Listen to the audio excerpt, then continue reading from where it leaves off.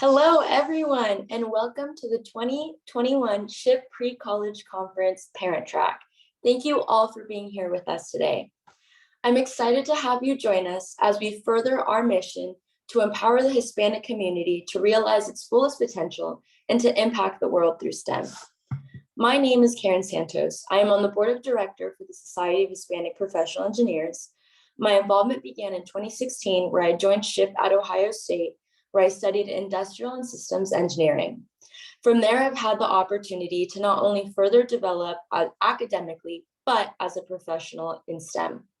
Without SHPE, I would not have been exposed to as many opportunities as I have been fortunate enough to take part in, such as being here today with you all.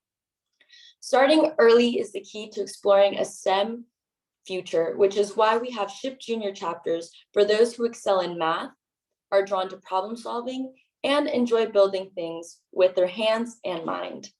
SHPE Junior is the stepping stone for students who are interested in taking part in the rapid innovation surrounding STEM today, but may not have a clear idea what that pathway looks like.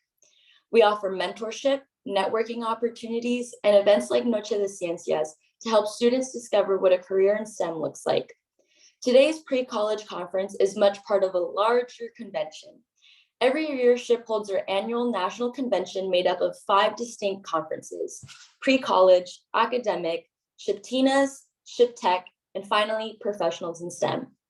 Beyond the educational workshops, there are competitions, networking events, and a popular career fair and graduate school expo. Our convention includes over 100 hours of cutting-edge content curated for Hispanics in STEM, access to world-class companies and university recruiting, over 1,000 interviews and job offers for internships and full-time opportunities, and finally, the ability to network with over 9,000 Hispanics in STEM, which ultimately leads to an infinite impact in our both lives and careers. I want to thank our sponsors, the Boeing Global Engagement Team, and our partner, Papaya Tutor. We appreciate the support and the opportunity you are helping us cultivate that will make an impact on several of us here today. I'm eager for you to explore the opportunities ahead. And with that being said, I now want to thank and introduce the Parent Track Chair, Mr. Andrew Alonso, Systems Modeling and Validation Engineer at Nikola Motors. Andrew, take it away. Thank you, Karen, for that warm welcome and introduction. So good morning, everyone, and welcome to the SHPE 2021 National Convention Parent Track as a part of the pre-college program. I want to start off by thanking you all for taking the time out of your weekend to attend this workshop. I know you're all likely busy and have other things to be doing, but your presence is crucial in working towards SHPE's mission and vision with regards to empowering the Hispanic community. And your evidence is support of, or your presence is support of your children's education and future. And we hope that the information in this parent track will play an important role in your child's journey in pursuit of higher level education. Before jumping right in, I also want to take a few minutes to provide a brief overview of what you can expect from this workshop, as well as the objectives. And the sole purpose of this workshop is to introduce you to all the opportunities that lie within STEM and higher level education in general, and provide guidance on how to get there. That being said, the workshop will consist of 4 subsections to deliver the most information possible. The first session will be purely an introduction into what STEM is and the various careers that within it as well, and the fundamental basics that build up STEM. This will be followed by a presentation from our partner, Papaya Tutor, who offers services which are beneficial for engineering students and beyond. After the Papaya Tutor presentation, we will move on to the college preparation portion of the workshop, which will focus on the process of transitioning into college, including the application process and financial aid to offset the cost of paying for college. Lastly, we'll have some time set aside towards the end to answer any questions you may have. At any time, if you have any questions, please feel free to type them in the Zoom chat, as we'll be answering these towards the end. And we have amazing volunteers here today who are all engineers and are very familiar with all the topics related to this workshop and are happy to answer any questions you may have as well. Without further ado, let's go ahead and get started. And I'll start off by introducing Mauro Rodriguez Jr., who will be leading the intro into STEM portion of this workshop. Mauro Rodriguez Jr. is an assistant professor of engineering in the School of Engineering at Brown University, where he joined in 2021. In 2010, Mauro earned his Bachelor of Science degree with honors in mechanical science and engineering from the University of Illinois at Urbana-Champaign. In 2012, he earned his Master of Science in Mechanical Engineering from Stanford University as a graduate engineering fellow. He earned his PhD in Mechanical Engineering from the University of Michigan, Ann Arbor. And with that, I'll hand the ball over to you, Model. Thanks for being here today. Awesome, thank you. Can you hear me okay? Oh, everything is coming along well. Okay, let me go ahead and share my slides here very quickly. If all fares well, you should see my slides here, starting with Journey into STEM. Is that right? Good. Well, thank you very much for the lovely introduction, Andrew. Thank you all to all the parents for being in this workshop. I'm always very excited and really moved by all of you parents being involved in your children's journey. And I hope that the content I provide for you here can further serve in preparing you as a parent and being able to guide your child into their journey into STEM. So first off, what is STEM? That's probably the biggest question that could come up first here in the title of the slide. Well, it's an acronym. It stands for Science, Technology, Engineering, and Mathematics. You may see, or perhaps have heard of other different variations of the acronym, things like STEAM, where you put an A in between here, and that stands for the arts, and sometimes they actually add another M here as well, which stands for mindfulness or meditation and such. And so there's different variations, but the one we're using here today would just be STEAM, which stands for Science, Technology, Engineering, and Math. The one in particular we're going to focus on is the E in STEM, or engineering. And engineering is the application of science and math to solve problems, human problems, social problems, as well as just overall technological problems. And what really engineers do is that they create solutions under constraints and specifications or specs. They design these solutions, they're creative in the way that they go about this. And the other thing I really want to make sure you take away is that engineering is a teamwork enterprise. It's very rare, actually extremely rare, for engineering to be a solo act. That is to say that you do this by yourself. No, engineering involves the collaboration of multiple disciplines coming together and trying to communicate in the same language, usually the language of mathematics, physics, chemistry, or some permutation of those, to be able to come up with creative solutions for many different problems. The other thing I should want to mention is that engineers span a wide range of scales. In terms of spatial scales, that is to say, they go from things that are very, very small. So for example, the electrons that are inside of a phone and the microchips that are inside of a phone, all the way to massive scales of like an entire electrical grid that spans the entire country or the entire planet, or even to satellites in space. So it can span a large number of scales in which engineers work in. Sometimes they're able to translate dramatically in their ability to go from the small scales to the large scales, or sometimes they just stay within a specific realm of scales, whether really small things or really big things. So how do you become an engineer? Typically, you need a Bachelor's of Science in Engineering degree from an ABET accredited university. The bachelor's degree typically takes 4 years, or more or less. Some have been able to graduate earlier, in 3.5 years or so. Some take longer, 5, 6 years sometimes, it depends. And it's actually correlated a little bit as well to, I would be remiss if I didn't say it was correlated a little bit to ethnicity as well. Skills that you need to have interest. You need to be curious. I think that's probably the first thing, but you need to have interest in math, physics, biology, chemistry, and or computer science. Now let me see here, my title here is getting blocked off. Engineering is broad. College and university offer different types of degrees in engineering. There are many roles that you can be filled with a degree in engineering. Many degrees can fulfill the same job in many different instances. As I mentioned before, the scales can vary dramatically in your application. It's very translatable in the sense that an engineer in electrical engineering can move over and apply to other things in mechanical engineering, of which I'll talk to more here in the following slides. General courses are required, and so this is a big one. Starting off at the beginning of college, perhaps you'll be there and you'll see your child in college, and you will have the impression that after the end of their first year, oh, they're engineers now. They know a good chunk. I understand that there's 4 years or 4+ years to complete a degree, but now they're engineers. They know things. No, typically they have to go through a rather large number of courses to be able to understand the fundamentals before getting into engineering. Really, many of the universities, you very much start your real engineering coursework somewhere around the second semester or third quarter of your sophomore year or in the junior year.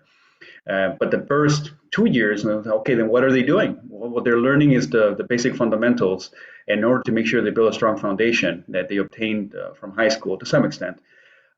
I should also mention that it is many a times perhaps a parent's impression as well as a child that, well, if I had an amazing high school education, I go to college, I'll be far more prepared. That is true, but I also will be above college in a certain sense. And that's nothing could be further from the truth.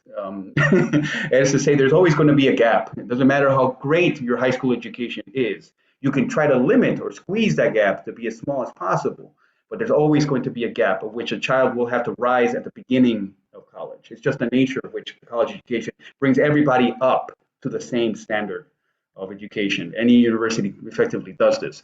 So what are these three major monsters, if you will? And I call them monsters because they are perhaps the hardest challenges that students face entering into college right out the gate. You're going to be faced with math for engineers. You're going to be faced with math. You're going to be faced with chemistry. You're going to be faced with physics. These three major courses, or rather program courses that they have to go through, are perhaps the first major, and I hate to put it this way, but it truly is, barrier to entry into engineering, specifically for Hispanic students. And so it is so I inform you about this so that you are aware of making sure or participating in your child's education and encouraging them to be able to prepare themselves, again, squeezing that gap so that by the time they enter college, they're very well able to understand how to get the resources and skills and mentoring necessary to be able to succeed in these courses. Okay, so now I'm just going to go through a small little battery here of different disciplines that exist within engineering. So we have different programs. This list that I have here is by no means exhaustive. There's many different programs that you can find, but these are perhaps the major ones that you'll find at any four-year university. Most universities offer so the first one's aerospace engineering. Most universities offer two fields in aerospace. There's aeronautical, and this involves the design of aircraft, jets, airplanes, and helicopters, and it ranges from the actual aerodynamics of how the body, the structure of the plane itself, to the actual materials that are used. Nowadays, we actually use composites to build these kinds of planes. We no longer stay constrained to the simple sheet metal, if you will, and rivets. Now we have to use far more complicated processes to actually build these planes to make sure they can withstand the loads and the number of cycles of going up and down into the sky and coming back down, and the heat that they could be exposed to. And nautical engineers, which are involved in the design of spacecraft, rockets, spaceships, satellites, lunar probes, etc. You can see that a lot of these perhaps are very oriented towards, an aeronautical engineer could be very much oriented towards a career in, for example, the Jet Propulsion Laboratory or NASA, that's kind of saying the same thing. JPL is part of NASA. Median salaries, most of these you'll see here stand about around the same value in terms of different engineering disciplines. They vary slightly, but most of them will always, the median salary in the United States, once they're past the first, I would say 2 to 3 years at the entry-level position, they'll start entering into this upper bracket where they'll be around 115K plus a year. And this is data that was taken from the U.S. Bureau of Labor Statistics. Biomedical engineering, again, as I mentioned before, we range the scales. In this case, we're perhaps going to a smaller scale, but you'd be surprised. Biomedical engineering focuses on the engineering of medicine and biology for healthcare purposes. So they work on different products, from design of prosthetics, surgical devices, implant devices inside of the human body. They have to be able to understand a wide range of disciplines, including biology, chemistry, that are involved. And then also be able to aware of understanding design and how to put, just because you understand the chemistry and the biology of the human body, the anatomy, doesn't mean that you know how to design a stent. It can go inside the heart. So that also involves very clever aspects of design, being able to put something inside of the human body that can last the number of cycles and can actually be safe to be put in. Medium salary here in the United States is around 92K a year.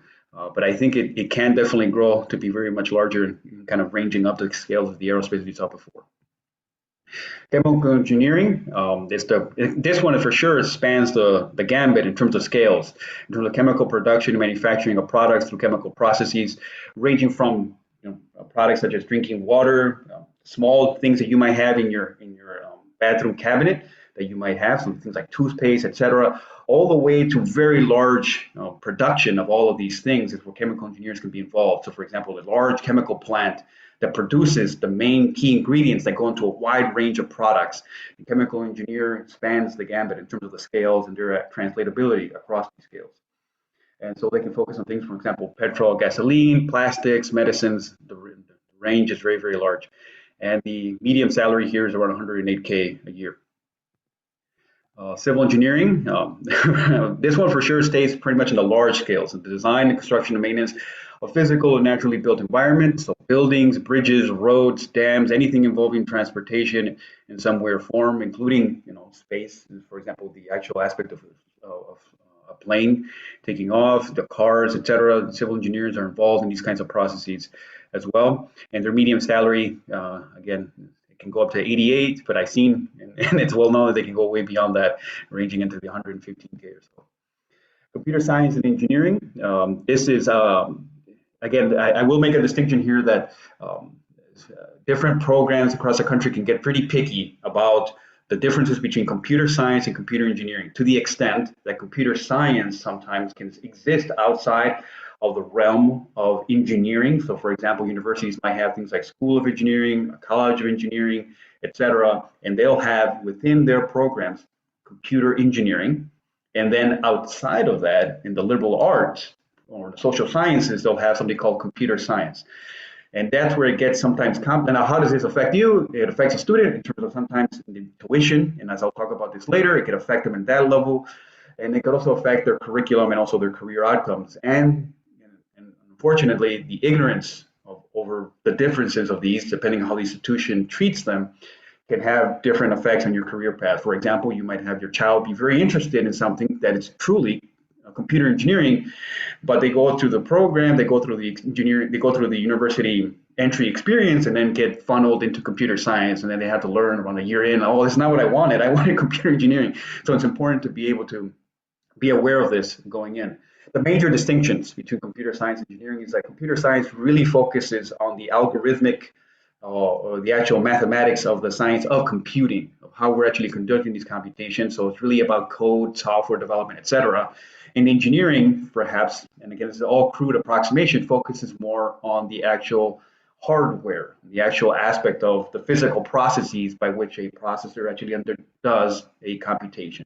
Right, so compute something, a simple math problem, 1 + 1. Okay, how does a computer actually do that in terms of the microchip and the different transistors inside of it?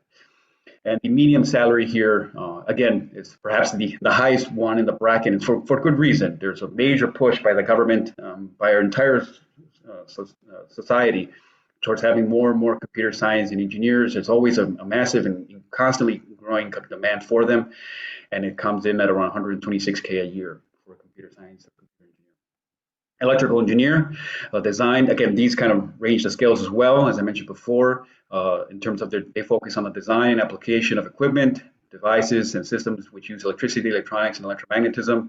So things like hardware development, communication, navigation systems, electrical and power generation across a large power grid, for example, all the way down to how the electronics work inside of a phone. Looking at Andrew here and the such, and so these are kind of the things that the electrical engineers are focusing in, and the median salary is 103K or so a year.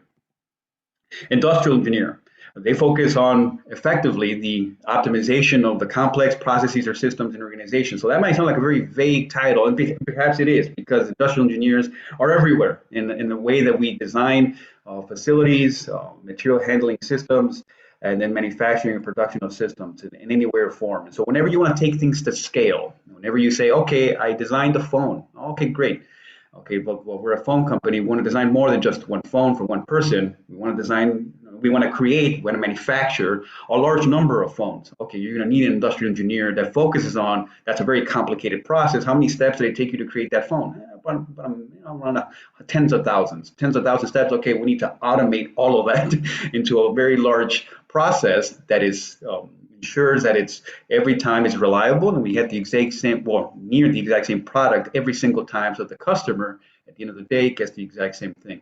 And so that involves industrial engineers. And here I'm just using phone manufacturing as an example, anything regarding manufacturing in some weird form. Industrial engineers are also involved in those processes.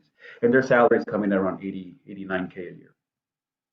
Mechanical engineers is perhaps my own bread and butter. They focus on the design and analysis and manufacture of maintaining of mechanical systems. Truly, what they focus on is energy conversion. Any chemical processes, nuclear processes that are involved into the conversion from that kind of energy into mechanical energy. If you want to move something in some way or form, say for example, a piston inside of an engine of a car, let's say moving the car, moving the tires, right?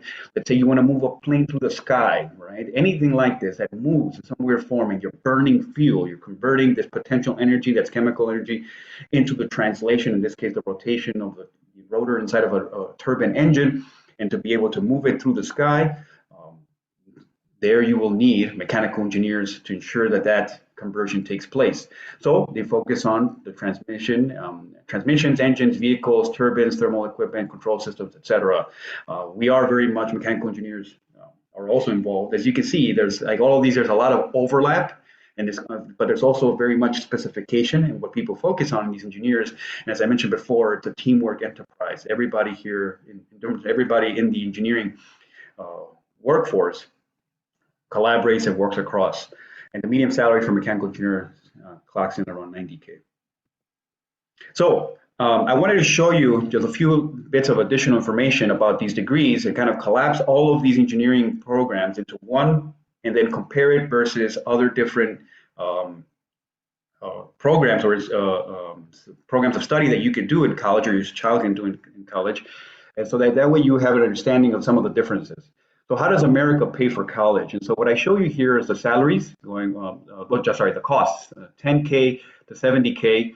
And then this is the data taken from Sally and May, and when they actually analyze how students pay for college and how much money they get back in return on investment. And on the blue, you have here the amount of money people spend, the student spends tuition per year.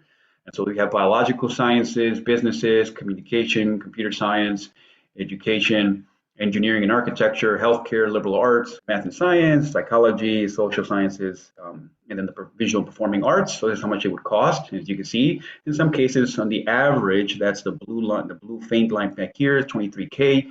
And you can see that there are spikes and there's dips in some of these different programs. Engineering comes in as the second most expensive program you can do and study in college. But let's talk about the actual salary you can earn at the end of it, right? And so that's the line here in yellow for different programs, and the average comes in around 50K. This is starting out right out the gate, right after you graduate from college. The actual first employment is what you would start in. It would grow afterwards, of course, after being in the company or in the workforce for a while.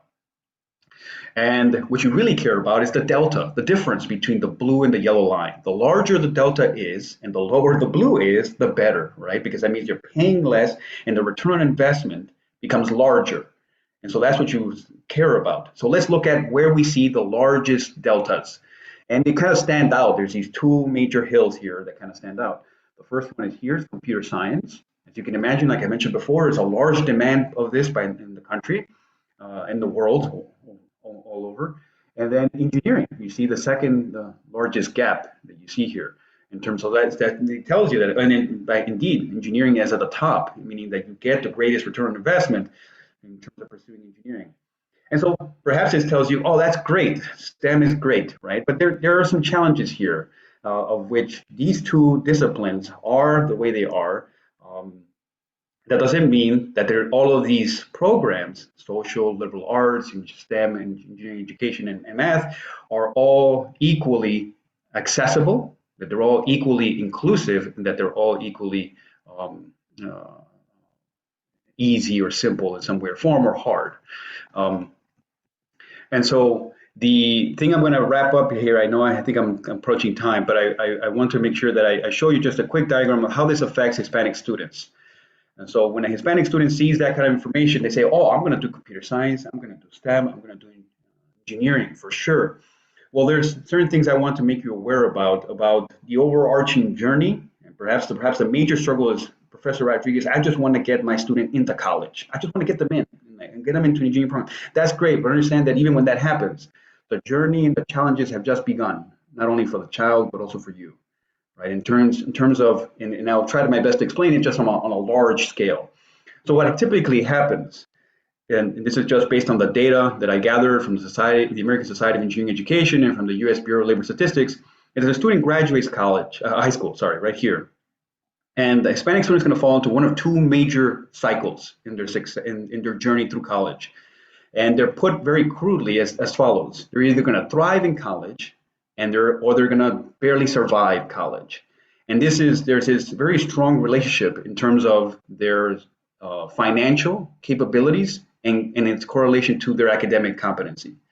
Okay, and so what this means is that you'll fall into one of these two cycles that are constantly feeding into themselves. And so if you do bad, you'll get at your beginning, or you're doing bad, you're going to keep doing bad. If you're doing good, you'll be constantly doing good. And the ability to actually migrate from one cycle to the next is actually pretty challenging, right? Well, perhaps not from thrivers to survivors. Really, that's pretty easy to fall off the cliff. But they actually trying to rise back up, it can be extremely challenging.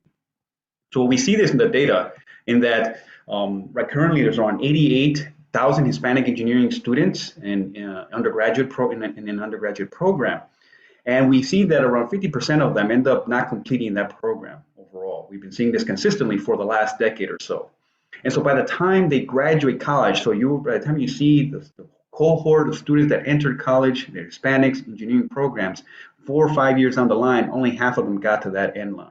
And even when they got there, you probably would think, oh, okay, the 50% that got there, they're the best. They're the ones. No. And many a times, what ends up happening when they got to that end point, you'll see a lot of survivors. So you'll be there. Graduation, college graduation, you'll be there at the commencement. A lot of the Hispanic students that graduate with engineering degrees survived college, and meaning that the roadmap as to how they transition into the workforce is not always clear. To the extent that what we see is that around 18,000 Hispanic engineering students graduate with their engineering degree, their bachelor's every year, but only 7,000 or so actually enter into the engineering workforce every year. Okay, and so that's this major distinction saying, where do all the other engineering graduates go? Well, they go to other disciplines typically, and as I showed you before in the data, they'll be earning salaries that are less than that of the engineering degree. So they went through 4 years of a very diligent, very, very challenging education, and they don't get what they ultimately return on investment that they wanted to have. This perhaps gets even worse when we look at graduate students and the students that want to go even further into graduate programs. And for the purpose of this talk, I'm not going to talk too much in detail, but simply saying that when it comes down to them, which are the ones that can actually access being professors or being faculty, it actually becomes a very, very small percentage, to the extent that if you actually measure my existence versus all the number of these students and the such, I'm in the extremely small percent. Right? I think many people call me very much this mythical creature, kind of this brown unicorn of sorts that exists, right? And so this is very much the case of my case of go through this journey. So out of the 7,000 right here that entered the workforce, you would say, okay, well, half of them didn't make it to college, make it through the program in engineering, the students, and then they graduate. The ones that actually did, only another small percentage of them right here, the 7K out of the 18K actually got to go into engineering. Those 7K that got into engineering, they're the ones doing the best. So they're the ones, that's what I want my child to be. I'm going to tell you that the story doesn't get much better either. In the American engineering workforce, the 200K Hispanic professionals that are there, you'll end up seeing this pie chart and saying, okay, where are all these engineers? Where are all these disciplines at? Where are all the Hispanics at? You'll end up seeing that a large proportion of them are technicians or hardware engineers. The other major disciplines of which I've showed you and introduced to you, aerospace, chemical, civil, mechanical, electrical, industrial, they're the smaller percentages. So this big orange slice and this big yellow slice here comprise the major proportion of the Hispanic engineering professionals in the workforce. What do you guess their salaries are? Do you think they're just as high as the other ones? No, they're actually in the lowest brackets. And so what that tells you is that the story perhaps gets more and more tragic as it moves on. And I hate to be this person who, I'm not trying to depress you. I'm trying to prepare you, to prepare your child to succeed and to be aware of these challenges. And in many ways, the ways you can help them is by telling them your story and by hearing them out as they go through this journey themselves. I'm going to skip this slide. I'm just going to, because it's iterating the same messages that I said before. Hispanic students, you really can't stop them from going into engineering. Overall, they're the fastest growing underrepresented group, actually the fastest growing group, period, in engineering and going into engineering programs. You can't stop them. They're all rushing towards this. And the challenge here is preparing them to succeed and not fail. It becomes a great dire challenge, of which SHPE is one major organization that's trying to respond to this, because we will need all these engineers to be successful in order for the prosperity of the country itself. And then we still have this persistent 50% graduation gap, even as the number of graduates isn't growing. Okay, so I'm just gonna, I think I'm in my, this is my last slide. And so I'm just gonna simply say that the academic, financial, college and student experience, this college survivor and thriver process goes as follows.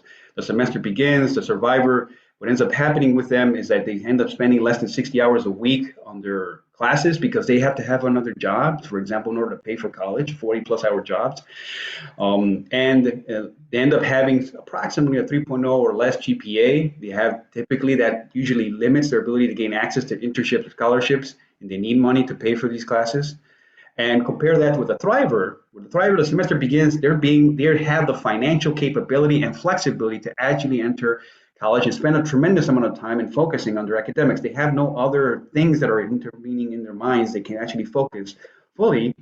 What you end up seeing in these students is that, especially if they have mentors and guides and etc., and you supporting them in the process, they'll have a higher than 3.0 GPA, which is this major metric that's being used, and it is used. I'm sorry to say, but it is the metric that is used.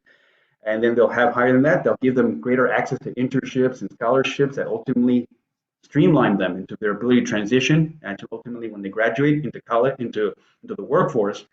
And then they can, the next semester, the next year or so, they can take classes with no pressure to get a job or get more money or what have you, because it's all feeding into itself. So they're constantly succeeding, and this cycle repeats over and over, and it becomes what's called a virtuous cycle as opposed to a vicious cycle, and they end up succeeding more and more.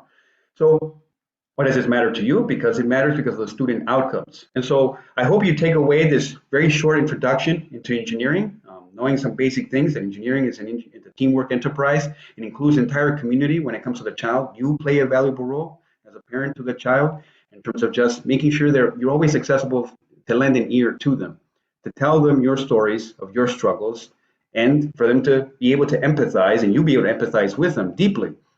And then from that process, be able to encourage them even further. You know, I think I deeply learned from my parents as I went through college.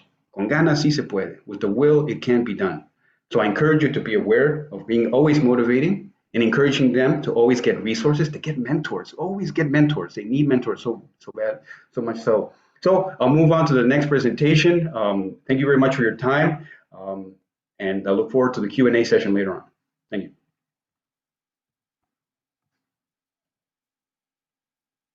I hope I finished on time.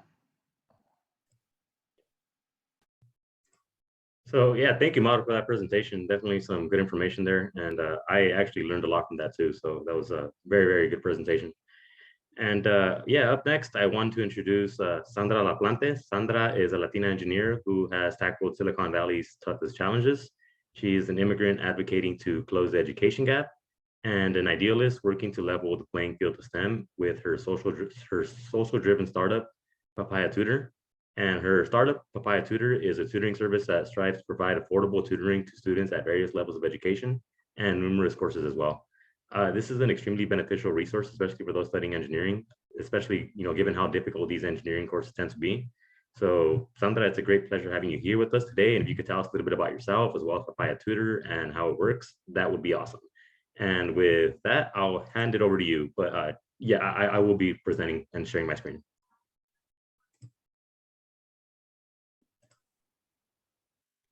Thank you so much, Andrew. I want to present.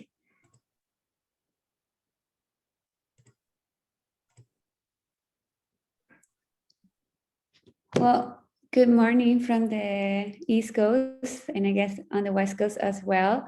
Thank you for being here. So, I'm gonna talk about Papaya Tutor, and I think that what Mauro talked just now blends in perfectly to what I'm going to talk about. He talked about getting mentors and getting your kids to ask for help before it's too late. So if we go on the next slide, let me just tell you a little bit about myself.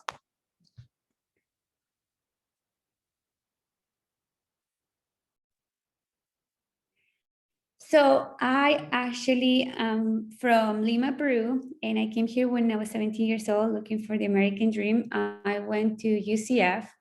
I got my bachelor's degree in industrial engineering. And I started in community college, then I went to UCF, then I became a chef Tina. And because of chef, I got an amazing opportunity to work at Accenture. I got hired before I graduated college through Accenture Technology. I learned software automation and implementation. Then I moved to Accenture Strategy, where I work with C-level executives to solve problems for Fortune 500 companies across industries like media, technology, products, and aerospace. Then I left about a couple months ago to launch Papaya, and I'll tell you a little more about it. So if we go on the next slide, but not too fast, Andrew. Okay, so here I wanted to, like have a more interactive session. So if you scan this QR code, and I'll see it live in my screen right now, and we can go and answer these quick questions. And then I can tell you how we can help your children. So let me know, I guess, when everybody is ready. I will see it live. Yeah, just scan that QR code and then you can answer these questions live. And the first question is, let me see my screen right now. What is the percentage of dropouts during the first year of college? What is a common denominator amongst 40% of college dropouts? What percentage of college students graduating 4 years or less? So everything that Mara was talking about. Yeah, of course. Let me share the link.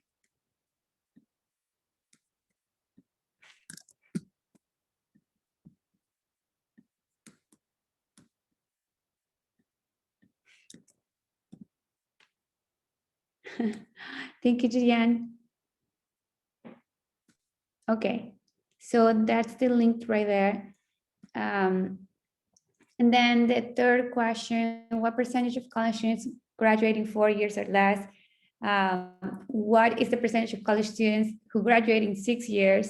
And what is the average dropout rate in public universities? And obviously this is not common knowledge or something that is played in the news every day, but I wanted to hear from you and see what you think so we can measure where we are with these statistics.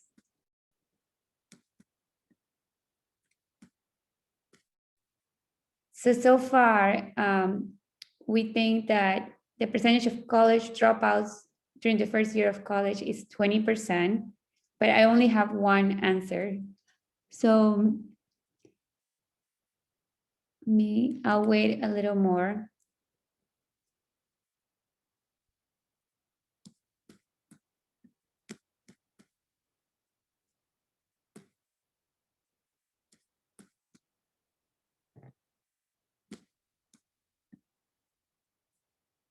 Okay, so I can start and then you can finish with me. But so what is the percentage of dropouts during the first year of college? It's 30%.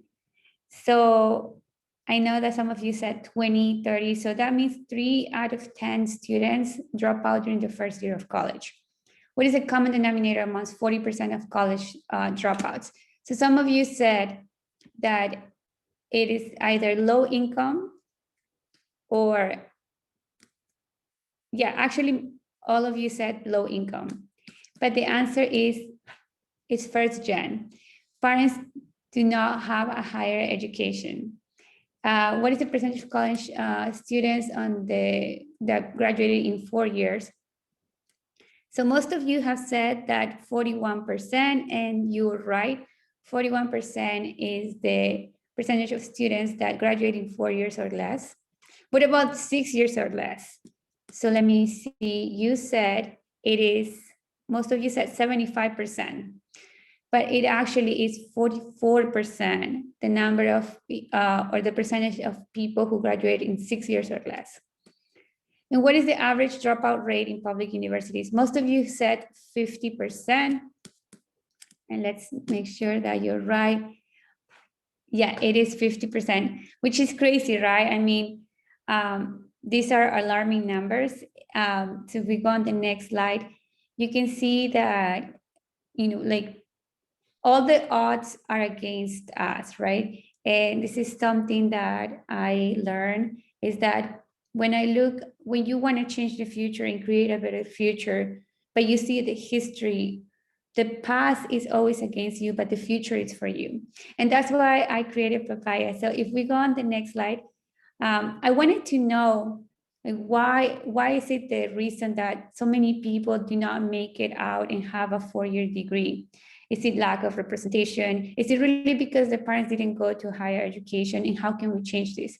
So when I looked into it, and you can see the source down here below, the first root cause is that in a study that was done here in consumer affairs, the authors believe that higher degree of STEM attrition is due to the fact that students didn't have a sufficient STEM background when they entered college.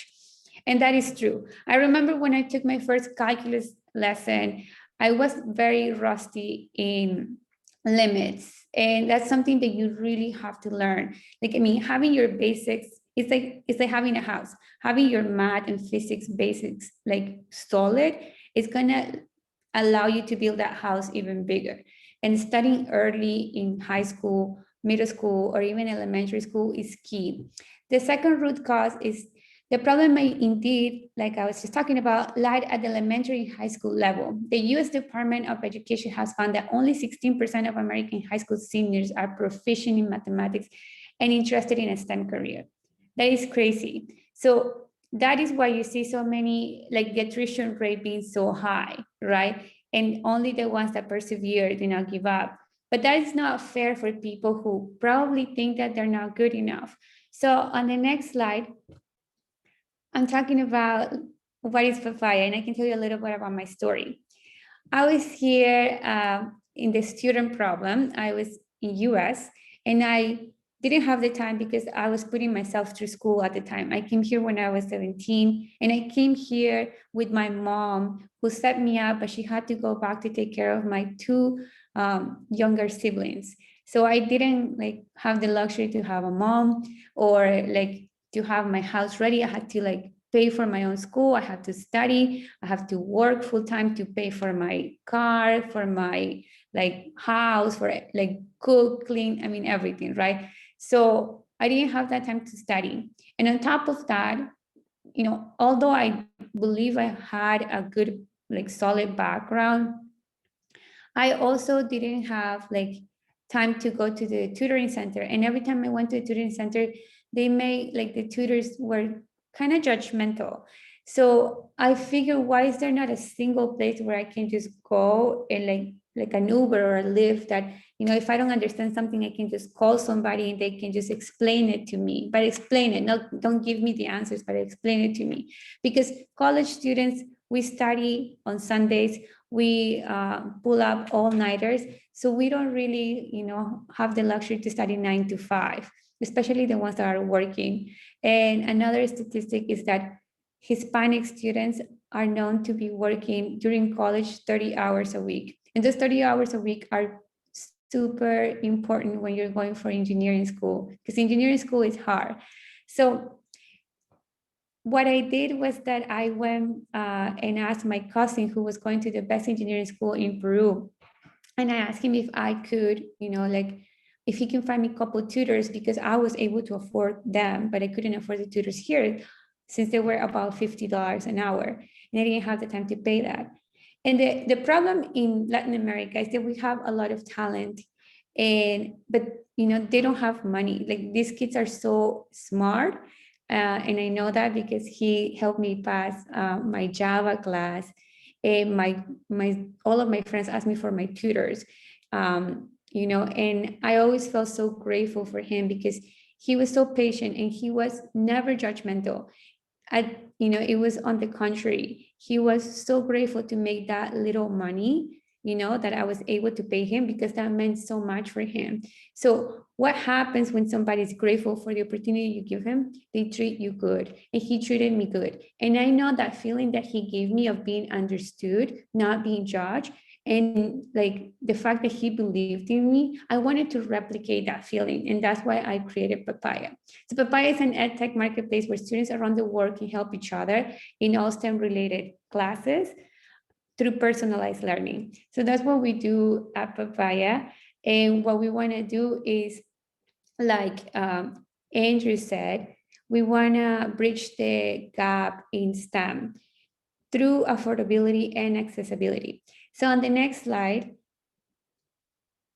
we also made our own research, and we asked 420 college engineering students, what is the most difficult thing about studying engineering? So as you can see here, 28% said procrastination. I mean, and I am at fault at that as well. Engineer students, they think, or we think we're very smart and that we're gonna figure it out, and we love to stay up all night, and sometimes we don't get it. Time management, I mean, time management and procrastination are like twin siblings, right? They just go hand in hand and being together. So time management is, I think, the cause for procrastination. The professor making it hard and not having the right basics, what we just talked about. So what do we do at Papaya is that Papaya is a subscription program. So you go in and you either get 1 hour a month or you get 10 hours a month, however you want, and you can schedule your classes. And that way we help you with your time management and procrastination. But let's say, right, you want to pass your test and you didn't study all, all the time that you had. We had students that definitely go on what we call Papaya marathons, and they study for 4 or 5 hours straight with a tutor, because there's nothing like having somebody explaining it to you and making it simple for you. So if we go on the next slide, our classes. So we started actually with college, because I created Papaya to help people like me, and I needed tutors when I was in college here. But we quickly realized that a lot of people wanted help and like extra reinforcement for their children, and they couldn't be far less than right, because when we did our study, like we just showed you, we noticed that it has to start at the elementary level. So our youngest student is actually 6 years old. We have an 8-year-old learning Python, and Julianne here is she's one of the participants, and she's the mom. And I mean, can you believe that we have an 8-year-old learning Python and actually understanding it and loving it? It's because there's nothing that beats that personalized learning. And let me tell you something. Rich people have that online tutoring normalized. Every like person that comes from an affluent background, all of them have tutors. Why? Because it's normal. Why? Because it's accessible to them. So how can you compete with that? It's kind of hard, right? But that's why at Papaya, we want to make it accessible. And the only way to make it accessible is to cut the cost. We already have a 3-step interview for all of our tutors. We are working with SHPE in trying to hire SHPE tutors so they can get hired faster into corporate. So we have many programs going on, but for us, our mission is that everybody who is trying to make it out in life, who did the right things, who's going for engineering school or any STEM, science, technology, engineering, or math career, they can have it a little bit easier, because you're already working, going to school, like understanding your classes shouldn't be hard. And that's what we believe about it. So we have a nice surprise for you on the next slide. So here we created, for everybody who attended the conference, accessibility. So right now, if you scan this code, you have access to more than 50% of the tag price that we have on the website. And, it is great that, like your kids are getting empowered, your college kids are getting empowered, but like this is also something really good because you're also helping people back in the countries that we all have left. Those forgotten people that didn't get to come to US, that don't have the luxuries, or where education is a luxury. We're helping those people over there, and there's a lot of talent right there. And those tutors are the ones that helped me. Like I said, I got into Accenture, which is a Fortune 500 company. I was able to work with kids from Berkeley, MIT, Georgia Tech, and I never had to envy anything because I had resourcefulness and I never gave up. So thank you so much, Andrew. And I don't know if you have any questions, or we're leaving questions for the end, right?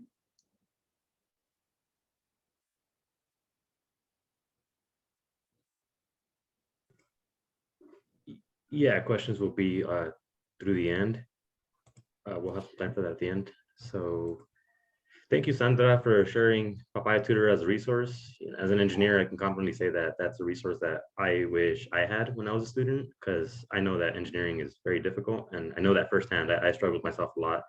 So, just knowing that a service like that is available now, it's really incredible. And, I highly recommend that to anybody who's studying engineering, or even if they're not studying engineering, but, they're taking math courses, it's always very beneficial. But moving on to the college preparation portion of the workshop, I now want to introduce Diana Reyes, who will be leading this section for the workshop. And Diana Reyes graduated in 2017 with a bachelor's degree in computer science from Arizona State University. And she currently works as a business and integration ARC specialist at Accenture. She has experience working in technology within the consulting management industry. And within SHPE, she has been an active member supporting inclusion and diversity efforts, in addition to having held various leadership roles within SHPE at the academic and professional level, having served as the vice president and director of outreach at the local Phoenix chapters. That being said, Diana is no stranger to helping students navigate into college. And Diana, it's a great pleasure having you here with us, and I'll hand it over to you. But again, I will be sharing my screen.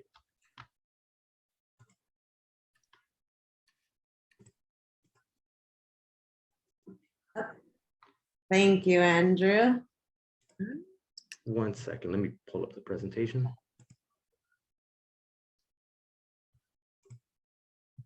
In the meantime, I gotta say, I'm learning so much even myself from these presentations. Sandra, I didn't even know you were also part of Accenture, so small world. I'm right here learning along with you, but something that I'm very familiar with is college preparation. So while I speak on college preparation, I will tap into my personal experience. And so to kind of give you a little bit of a picture of my journey, to kind of fit in with what we're going to speak about. So next slide, please. So why college? Typically, and Andrew, you can do all 4 reasons here. So typically you can find yourself, once you get that career, you'll earn obviously a little bit more money than you would at, say, like a minimum wage job. Once you also enter college, you're looking to find a study in a field that you're interested in. And so you're also technically looking to find a career within that same interest path. So there's definitely a higher job satisfaction. There's also a lower employment rate.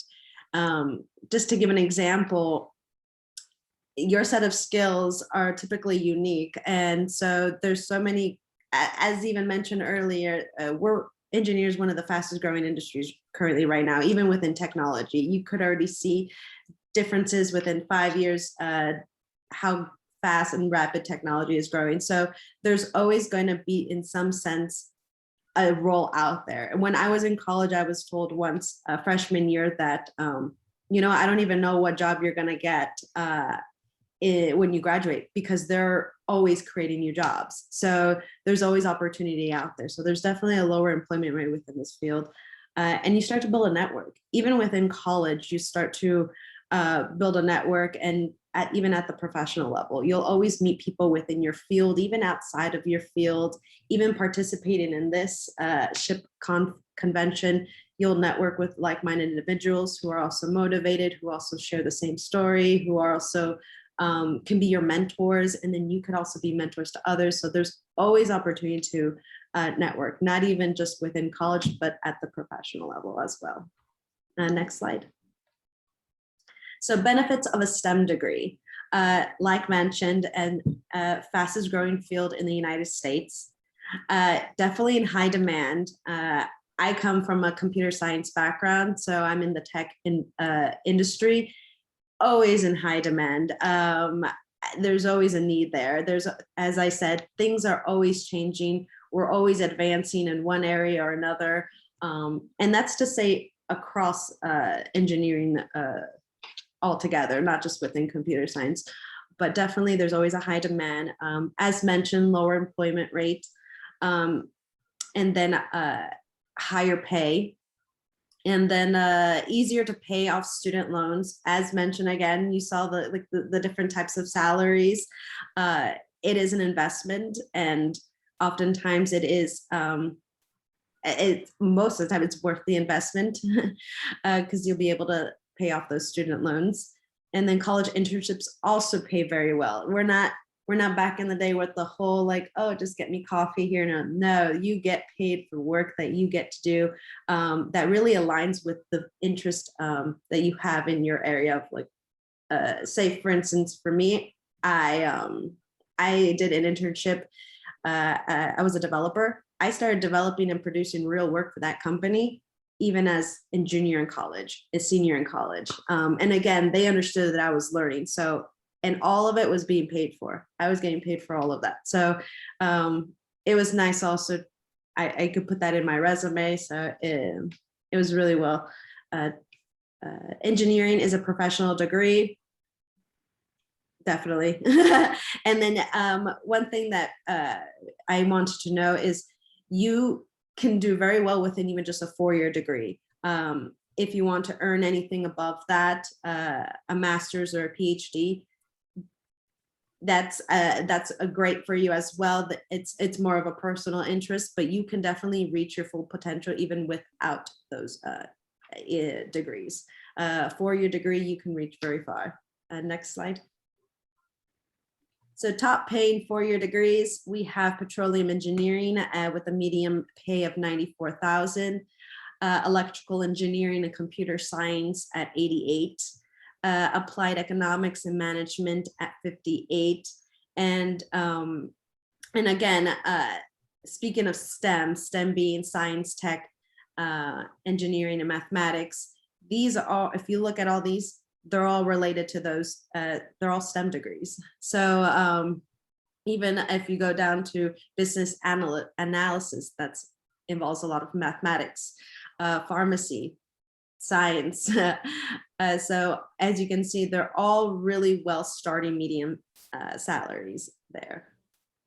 And then eventually within like, say mid-career, whether that's 5-10 years, probably more so 10, well, not even, probably 5-10 years, you'll be able to reach that level. Again, it very depends on your role, but a very good salary starting and then eventually growing, because again, you have to remember that's just starting.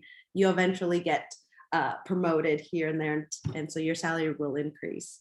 And then not to forget, there's bonuses as well. So next slide, please. So what about the rest? Well, so those were the top 10. So what about the rest? So the top 20 paying careers are engineering or science. The top 39 to 50 careers require some level of mathematics, at least some calculus. Next slide, please.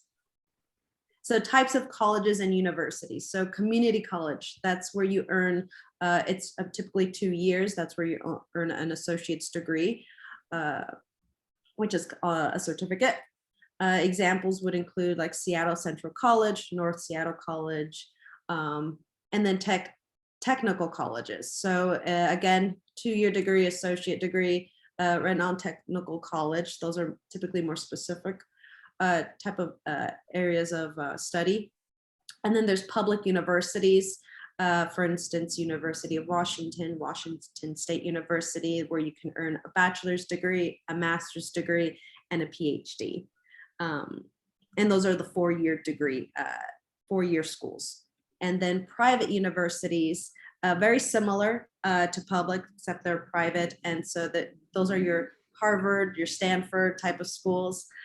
Typically, those are a little bit more expensive, but we'll get into that shortly.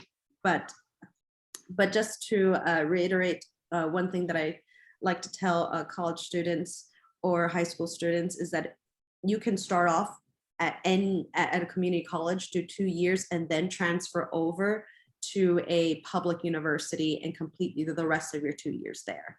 So sometimes it's very beneficial for students who are trying to save money, as community college typically are much lower in price than in tuition, and so then public universities. And as mentioned earlier, I know in the end, education's education, and a public school and a private school doesn't mean it's any better than a public school. I think it's really down to looking into the programs that are available and that align with your interest, or your students' interests. So don't ever hesitate on, looking into public, looking into college. It's education is education. And again, looking at the programs to see what aligns with your interest is very beneficial. So next slide. Yearly cost of attendance. So like I mentioned, community college is typically the least expensive route versus a private college. As you can see, a community college is about $200,000 to $300,000. And then public, you start to see it's kind of going up to $6,000 in terms of tuition and fees. And then, and that's within state. Out of state, that's also something to consider. Out of state, it's a little bit more expensive. So if for instance, I'm in Arizona, I'm a resident of Arizona, but if I wanted to go to college in California, I have to pay the out of state tuition, which is typically a lot more, significantly higher. As you could see, it's for the University of Central Florida, it's about $22,000 versus those that are residents of Florida, which is about $6,000. And then again, private, Embry-Riddle, it's about $40,000. So like I mentioned, private schools are typically a lot more expensive. And then when it comes to books and supplies, it can vary. I know that one thing that I want to note is that when I was first starting, I paid a lot in terms of books. And then I realized, you know what, there's Google. I found out that there's also some of these books virtually available online, and sometimes they're free. And sometimes I found that even colleges allow you to rent out textbooks and allow you to even rent out, for instance, a graphic calculator that you'll definitely need if you're entering the engineering science world of study, that you'll need a graphic calculator, and those can be pretty expensive, like $50 to $100. I got one for free. I rented it for the semester. So I just simply utilize and see what resources were available within that, within the college. So definitely don't hesitate to that number. It could be that number, but it could be a lot less as well. And then again, transportation, room and board, with all those added fees, it can amount to basically, they're all pretty similar across the scale. Next slide, please.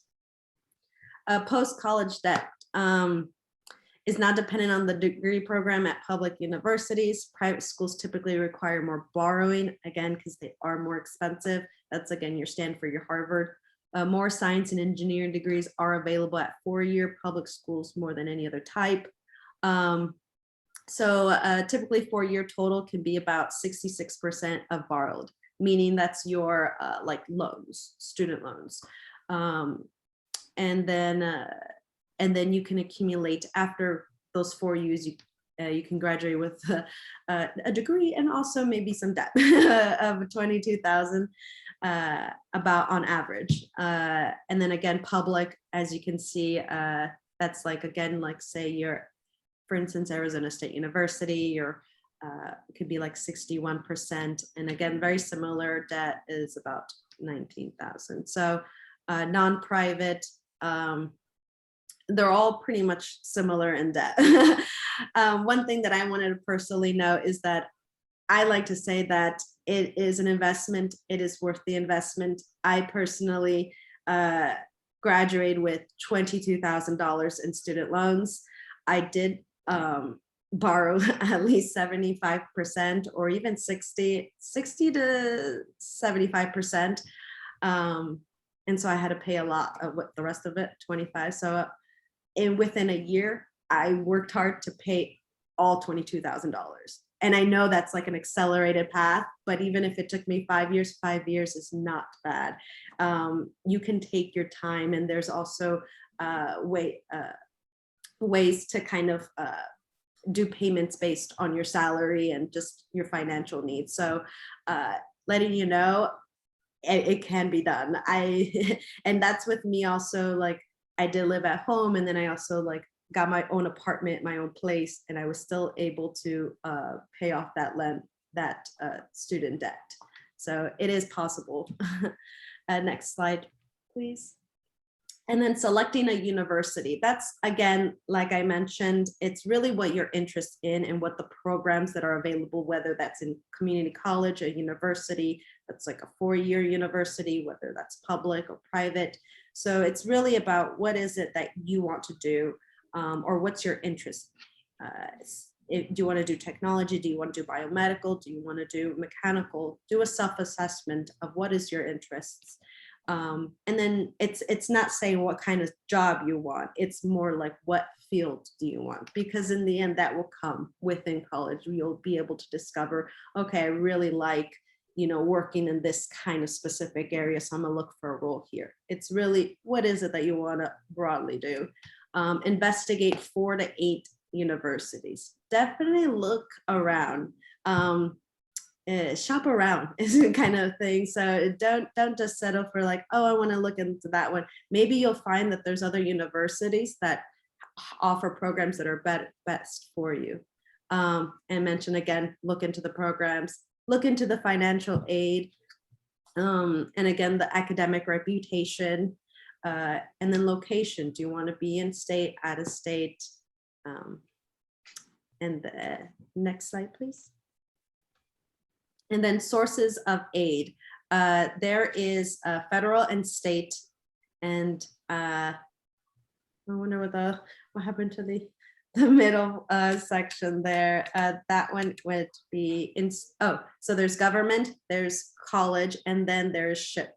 So there's different sources. There's federal and state, and then look into the college itself. They may offer some assistance as well, whether that's scholarships, or tuition payment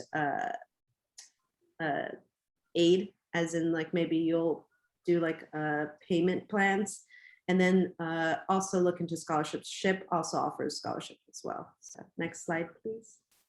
Oh, then they popped up. So private meaning like SHPE companies outside of school and federal and state. So there are 4 types, just as mentioned. There's grants, that is free money awarded to you by the federal and state government. Then there's loans, which you will have to pay back. There will be an interest.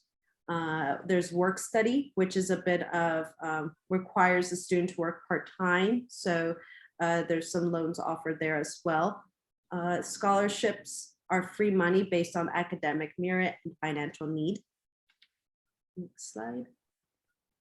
So FAFSA. FAFSA can be very intimidating, especially if for first-generation students or first-timers going to college. It is an application. It's a free application for federal student aid. So it is used by the federal government, state agencies, colleges, and some scholarship agencies to determine the type and amount of aid you are eligible to receive.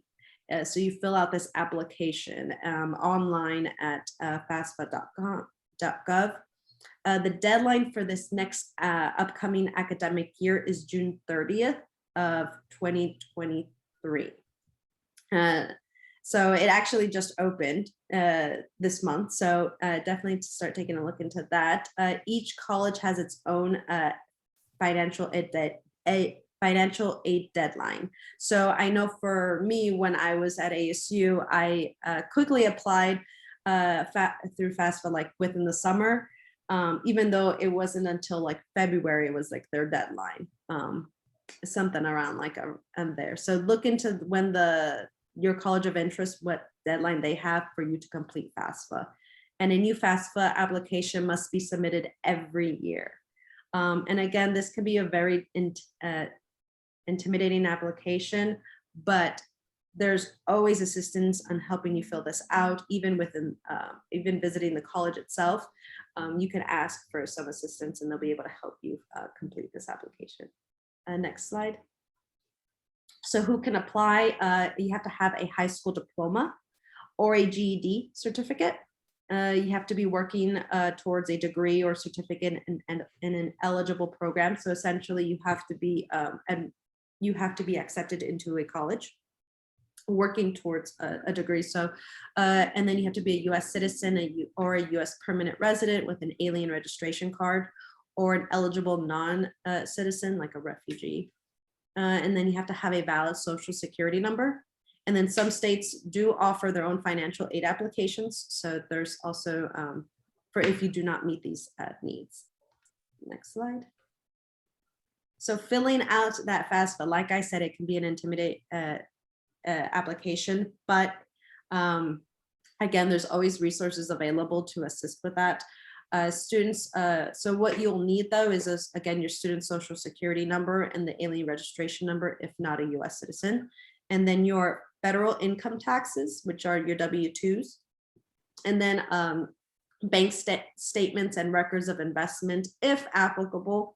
And then once you complete that application, then you'll produce an FSA ID, which is just electronic signature on that application. So, and then for dependent students, most of the above information is also needed from the parents. So if you're dependent, like for instance, when I filled that out, I had to ask my parents, can I borrow your W-2 so I could fill this out? And even then, even within FAFSA, they now created a system where sometimes you can actually just pull those W-2s and that information directly, and they'll kind of pre-populate the application for you. So they're trying to make it easier. So it's not so difficult because taxes can be a bit challenging to kind of maneuver through. And then for parents who do not have a social security number, you will have to print out the signature form at the end of the FAFSA application, and it'll let you know how to submit that physical form. Next slide. And so financial aid package. So once you submit that application, basically what FAFSA is doing is looking at the cost of attendance. So if, for instance, I wanted to go to Arizona State University, they looked into how much it's going to cost to attend Arizona State University for at least the 4 years, specifically, again, for that first year, because you have to apply for FAFSA every year. So they look at the cost of attendance, and then they look how much you're contributing. Again, I was a dependent on my parents. So whatever my parents were making, and they kind of like took a look into that and saw, okay, so this is how much ASU costs. Let's subtract how much your parents can contribute. And then essentially that is your need. How essentially, what is it that how much do you need from the federal state government to assist you with? So that's kind of how it works. And almost every time, I think I got like a federal grant and they would give you like options. So like as listed here, there's institutional scholarships available. So ASU also provided some scholarships for me, automatically looking into, again, my background and need. And then there's federal grant, and then there's the work study option, federal loans. So these are all available to you, and you can select all of them. You can select some of them. I think even at one point I selects a percentage of it. So not even the full loan, but I took a lot of it. Next slide. So scholarships, they're awarded based on merit, financial need, and community service and academic achievement. Typically, you can, in high school, in college, even after college, you cannot stop looking for scholarships. There's scholarships to pay for college, there's scholarships to pay for student debt. It all very depends on kind of your, again, financial need, community service, and achievements. Deadline and application requirements vary by scholarship. The peak to apply is typically in the fall and early spring, so November to March of your senior year. So definitely start encouraging students to look into that. Even at the end of their junior year, I highly recommend looking into starting your junior year, looking at scholarships, maybe not applying until your senior year, but you never know, sometimes they're available even sooner. But I know looking for scholarships can be overwhelming, so maybe set yourself a good pace by starting maybe junior year, looking to see what's out there and working towards maybe some of those requirements. Students should talk to their counselors regarding scholarship opportunities, definitely, whether that's in high school or even once they enter college. Definitely utilize your network there. Next slide. Scholarship resources, nonprofits. So there's SHPE graduate. So again, nonprofits, meaning like private scholarship opportunities. So like SHPE graduating senior scholarship, that's an available scholarship that is provided through SHPE. There's the Hispanic Scholarship Fund. That's another source of to look into and apply. There's the McDonald's Scholarship for Hispanic students. These are just through like scraping the surface of what's out there. But these are great opportunities to maybe start looking into. And then look into companies. You'd be surprised. There's people want to give money away. It's just having like a little Easter egg kind of, where is this money at? So look into like your company. If your parents are maybe as you have like, maybe ask your job if they offer scholarship opportunities for your child. I know Target, Southwest does it. Doesn't hurt to ask. The worst thing that they could say is no, but definitely just ask around companies and look into it. Colleges and universities also offer scholarships. So definitely look into their deadlines though as well. Sometimes their deadlines are early spring or end of winter. Next slide. Starting the search. And again, I know this could be overwhelming. It's like, where do I even begin? There's like, do I just Google it? Well, kind of, but a research of which scholarships you're eligible for. It's never too early to start searching. Like I said, you can, if you want to pace yourself, start looking in junior year and seeing what's out there. It's never really too early. Avoid organizations that charge fees for scholarship searches though. Those are, or that they'll guarantee a scholarship. That's like a scam because they shouldn't be asking also for, say, your social security number. So be very cautious of people trying to get some potentially unnecessary information out of you. And then keep a calendar of deadlines. Keep like I said, track these deadlines received and those that are postmarked, and then keep a note of contacts, requirements, instructions. So like I said, while you're doing, it's kind of like applying for a job in a sense. Like say you create like a list of what is it that I've accomplished, and let me note that in the scholarship as I apply. So start keeping a note of everything you've done. Well, like in high school, like, oh, I'm in sports, or I had a job, I work at like Target. Just all these different things that you've have been doing. It doesn't hurt to start doing that. And then next slide, please. Planning for college. So essentially you have to, it's never too late to when to start. Prepare yourself, select the college, apply at the college, apply for financial aid, because again, you want to see, you want to make sure you're admitted to a college so that you can, when you fill out your FAFSA application, you can note that they can best calculate how much you'll need, and then apply for scholarships. Always apply for scholarships, even within your, even your senior year of college, continue to apply for scholarships. Next slide. And college admission requirements. So how do I get in? What do I need? So good grades, GPA. Definitely work hard to make sure that you have a good GPA. It always also looks good to have AP and honors courses, but not like those aren't necessarily like requirements. It's just nice haves. And oftentimes, if you're taking AP and honors courses, or at least say dual enrollment courses, you're already earning college credit as is. So sometimes even when you get into college, well, you don't need to take some of those courses because you already took AP and dual enrollment courses and passed the tests. And so look into that. Test scores, definitely your ACT and or ACT. And extracurricular activities, any part-time jobs, volunteering involvements. Again, that application is saying like, who are you, and kind of like, what's your background? Are you a good candidate? And so again, start like even again, like sophomore, junior years, just note things you've done so that you can have them in your back of your mind as you're ready to start applying for college. And then a personal essays typically would require like that, which again, is your students looking to do a personal essay. It's like typically they give you a question and then you have to answer it in an essay format. Make sure that your student has that previewed or reviewed with like maybe your teachers or your counselor, school counselor. So make sure it's solid so they don't have to do that on their own. There's always, again, utilize your network and resources in high school. And then recommendation letters are always a need. And this can come from either your teachers, maybe a coach. It varies. Next slide, please. And so get organized. So the SATs and the ACTs use as part of the college admission criteria as mentioned, and for scholarship review.